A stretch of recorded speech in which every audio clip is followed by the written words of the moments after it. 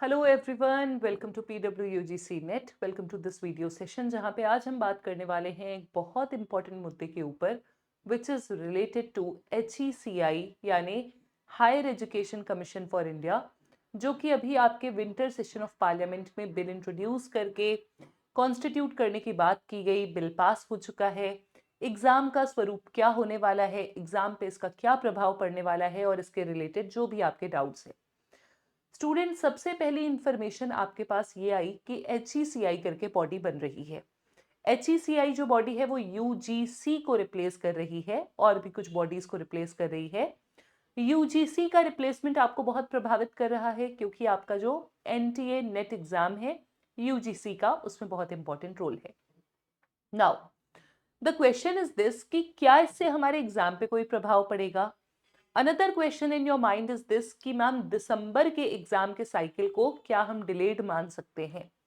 सो आपके सारे जो प्रश्न हैं उनका जवाब मैं यहाँ पे दूंगी, बट उससे भी पहले मैं आपके साथ डिस्कस करना चाहूंगी कि ये जो बिल आया है इसके इंपॉर्टेंट प्रोविजंस क्या हैं। बहुत सारे आपने वीडियोस या बहुत सारे आपने स्रोतों के माध्यम से ये इंफॉर्मेशन गैदर कर ली है कि HECI बिल को रीनेम कर दिया गया है गवर्नमेंट द्वारा और अब इसका नाम रख दिया गया है विकसित भारत शिक्षा अधीक्षण बिल। विकसित भारत शिक्षा अधीक्षण बिल 2047 तक विकसित भारत का जो उद्देश्य है उससे अलाइन करते हुए ही ये विकसित भारत वर्ड समझा जा सकता है कि इस बिल में आया है। दूसरा, हमने पढ़ा था न्यू एजुकेशन पॉलिसी 2020 के बारे में। न्यू एजुकेशन पॉलिसी 2020 में ऑलरेडी बात की गई कि एक सेंट्रलाइज्ड इंस्टीट्यूशन, केंद्रीकृत संस्था होनी चाहिए जो कि बाकी सारी संस्थाओं को हटा करके बने, और ये जो केंद्रीकृत संस्था होगी इससे हमारे एजुकेशन स्टैंडर्ड में अलग अलग क्षेत्रों में अलग अलग वर्टिकल्स में यूनिफॉर्मिटी यानी समरूपता आएगी। न्यू एजुकेशन पॉलिसी 2020 के रिकमेंडेशन के आधार पर ही HECI को कॉन्स्टिट्यूट करने का प्रस्ताव लाया गया और ये बिल विंटर सेशन में पास हो गया है। Next important information is this कि न्यू एजुकेशन पॉलिसी 2020 से पहले भी ऐसा प्रयास किया गया था। तो ये जो HECI को लाते हुए बिल था वो पहली बार 2018 में लाया गया, हालांकि इंप्लीमेंट नहीं हो पाया और फिर उसके बाद आगे नहीं बढ़ पाया। उसके बाद न्यू एजुकेशन पॉलिसी में भी ऐसे रिकमेंडेशन आए and finally we are seeing in 2025 December session ये बिल को एक्चुअलाइज किया गया है। स्टूडेंट्स, एजुकेशन जो सब्जेक्ट है वो इंडियन कॉन्स्टिट्यूशन की जो 3 लिस्ट है 7th शेड्यूल में, उस लिस्ट में कंकरेंट लिस्ट में आता है। कंकरेंट लिस्ट यानी यहाँ पे केंद्र सरकार भी कानून बना सकती है और राज्य सरकार भी एजुकेशन यानी शिक्षा के मुद्दे पे कानून बना सकती है। लेकिन आपको पता है कि कंकरेंट लिस्ट में अगर कोई वायलेशन होता है, केंद्र और राज्य के बीच के जो लॉज हैं उनके बीच में कोई क्लैश होता है, तो केंद्र के लॉ को यहाँ पे ज्यादा पावर्स होती हैं। ये सब आपने पॉलिटी में पढ़ा है। नाउ ये जो बिल है ये बिल क्या करने वाला है, बहुत सारे प्रावधान है। PDF पढ़ के मैंने इसको कट शॉर्ट किया है आपके लिए, अलग अलग सोर्सेस पढ़ के। सबसे इंपॉर्टेंट जो हम देख रहे हैं डेवलपमेंट हो रहा है वो ये कि HECI में 3 बॉडीज मर्ज होंगी। कौन कौन सी? University grants commission UGC, AICTE which is all India council for technical education, और national council for teacher education जो टीचर एजुकेशन को संस्थान देखता था। ये 3 बॉडीज मर्ज होकर के HECI में इनका रोल, इनका काम जाएगा and there will be one uniform body that is HECI apart from instead of UGC, AICTE, NCTE, यानी ये 3 बॉडीज खत्म हो जाएंगी। सेकेंड, HECI को 3 मेन काम दिए गए हैं। पहला, रेगुलेशन करना, अलग अलग शिक्षा के जो क्षेत्र हैं, universities, colleges, technical education, teachers education, इसे नियंत्रित करना, इसका एक्रेडिटेशन करना, और तीसरा एकेडमिक स्टैंडर्ड्स को सेट करना यानी समरूपता लाना, यूनिफॉर्मिटी लाना। तो जो इतना कॉम्प्लेक्स सिस्टम अभी हमें देखने को मिल रहा था, ये एग्जाम ये बॉडी कंडक्ट कराती है, वो एग्जाम वो बॉडी कंडक्ट कराती है, इन सबका समरूप एक वर्जन हमारे सामने आने वाला है। मुझे वो दिन याद है जब पहले स्टेट लेवल पे आपका जो IIT का एग्जाम है उसमें भी बहुत सारे चेंजेस हुए और स्टेट लेवल पे आपका अलग एग्जाम होता था, नेशनल लेवल पे अलग होता था। अब हमने देखा है कि स्टेट और नेशनल लेवल की हम बात छोड़ते हैं, आईआईटी एग्जाम का भी स्वरूप बदला गया और 2 लेवल्स आ गए हैं उसमें भी, प्रीलिम्स एंड एडवांस्ड। तो कुछ इस प्रकार के ही चेंजेस हम एक्सपेक्ट कर रहे हैं। तो देखो, मेरा ये एग्जाम्पल देने का आपके सामने मतलब क्या था, मैं ये नहीं चाहती कि आप आईआईटी एग्जाम में क्या चेंजेस आए उसको फॉलो करो, या मैं ये नहीं बताना चाहती कि मुझे पता है। मैं आपको ये बता रही हूँ कि जो स्टूडेंट्स आईआईटी की तैयारी पहले कर रहे थे वो अभी भी कर रहे हैं। एग्जाम के लेवल में बहुत ड्रास्टिक चेंज नहीं आया, एग्जाम के पैटर्न में चेंज आया है, बट वो चेंज ऐसा है जो इजिली अडेप्टेबल है। एग्जाम के लेवल को चेंज करना इनका उद्देश्य नहीं है, इनका उद्देश्य है यूनिफॉर्मिटी लाना। किसमें? अलग अलग एग्जाम्स में।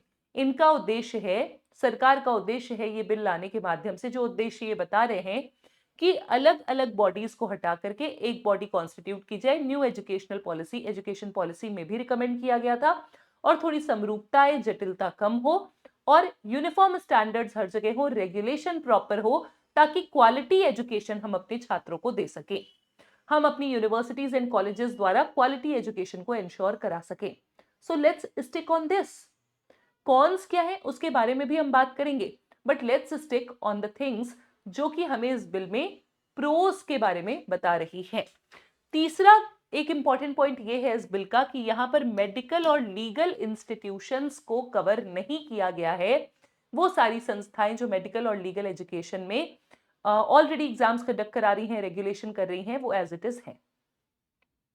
इट मींस बाकी सारी चीजें यहां पे मर्ज हो रही हैं, बट मेडिकल और लीगल एजुकेशन मर्ज नहीं हो रहा, मेडिकल और लीगल इंस्टीट्यूशन मर्ज नहीं हो रहे।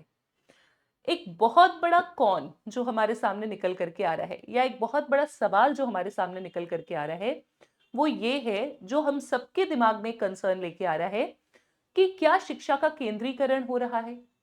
अगर शिक्षा का केंद्रीकरण हो रहा है तो ये कितना फ्रूटफुल होगा, इसके नेगेटिव एस्पेक्ट्स क्या हो सकते हैं।